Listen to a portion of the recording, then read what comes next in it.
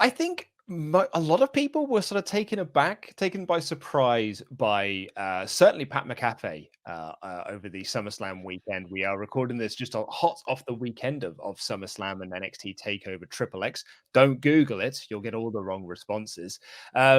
But like Pat McAfee was great and Dominic was great. It was a really good weekend of in-ring debuts for not so much untrained, but certainly in the case of Pat was untrained, but Dom's been training for a little while, but these were like the first big tests for them.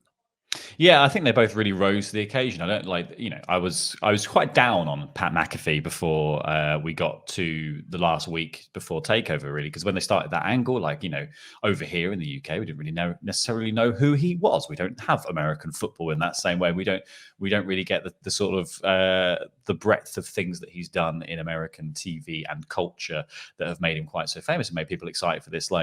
And then he did that promo just before Takeover of 30, and I was like, oh, okay, I'm really into this angle now. This is a really cool bit. And then the only thing I was thinking going to hold it back was the in-ring work that he was capable of doing. Because look at people like Tyson Fury with Braun Strowman and stuff that really struggled to get going. And it's like these are two big guys colliding. That we've seen a way to do big guys like a House of Fire. We've seen Brock and Goldberg put on a brilliant 30-second long match, but it was a brilliant match. Brilliant one. Yeah, it's perfectly capable. It's perfectly feasible that people can come in and kind of put on something quite exceptional when they haven't been training for a while, or I think I would classify Goldberg in maybe the celebrity category, really, because he's never really done a very long wrestling match.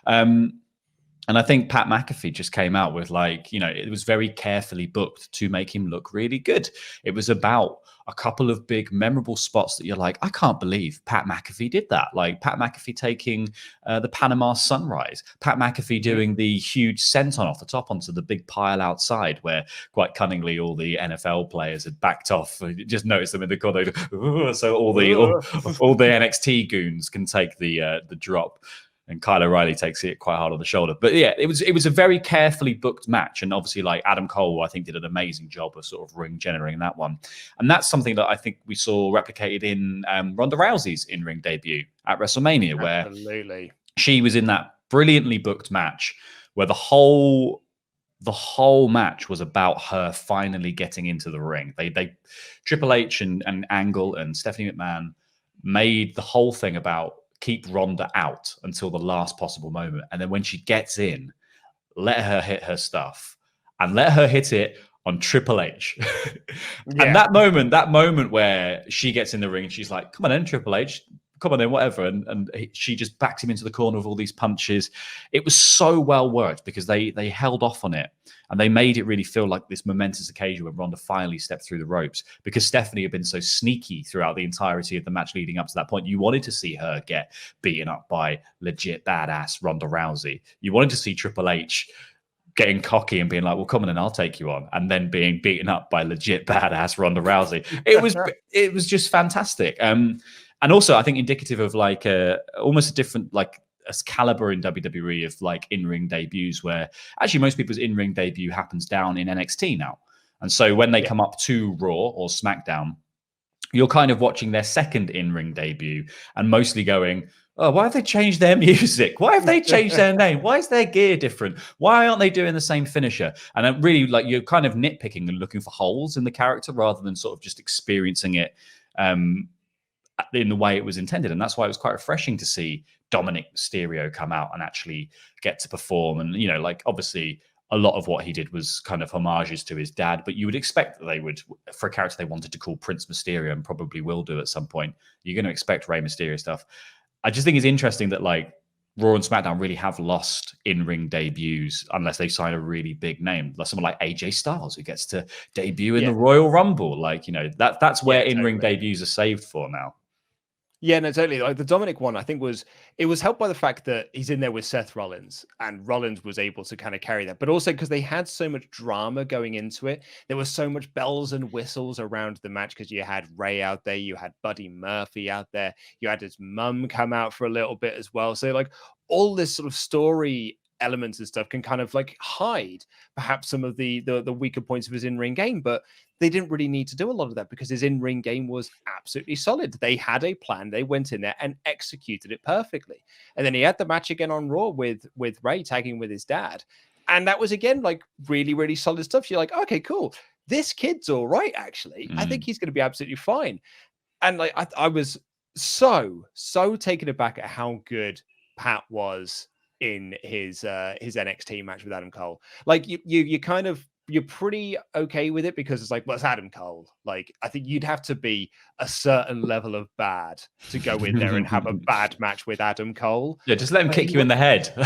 Exactly. Like he's fine and he can bump around for you and make you look great. But like Pat completely held his own and looked so good, to the point where like you've seen a lot of people now hoping he's going to do more matches, hoping he's going to do more angles with NXT. And he said like, no, I'm done for the moment. And that's kind of disappointed fans a little bit. Yeah, I think it's one of those cases of Pat McAfee seemed like someone who could talk, but not necessarily was able to walk the walk. And then he just was like, oh no, this is completely within my stride. Like that blooming backflip he does off the top rope and just lands on his feet like, what? And then like 2-foot jumps up to the top rope. Impressive, incredible stuff. And they booked all the right spots into that match.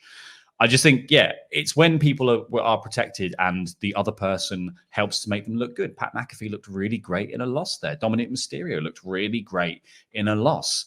You had Keith Lee re-debut on Raw against Randy Orton, and Randy Orton was selling for Keith Lee. Like, you know, we're getting all of this kind of, as long as the other person is game for making them look important, that's when you get a good in-ring debut. And I think like it's important to do that. And there's obviously that kind of debut, and then you've got debuts down in NXT like, you know, Aleister Black coming out, and I would kind of class Aleister Black's first 6 months as his in-ring debut, because all he did was come down and kick people in the head. And like every time the match went longer than 30 seconds, people were annoyed. But that's probably one of the most perfect in-ring debuts I can think of, because by the time that like I went to see Raw probably a month after Aleister Black debuted in NXT, and he made a shock appearance on Main Event and had a really brief match with Kurt Hawkins. But when he was sat on the stage and they played his music at this Raw, and I wasn't expecting him to come out because I was like, it's Kurt Hawkins, it's going to be enough. I lost it because I was like, this is the coolest guy in WWE right now. And he went out and did exactly what I expected him to do, which was kick Kurt Hawkins' head off in 10 seconds. And, you know, I think when you can get to a character's core in that quick amount of time, that's when it's a perfect debut.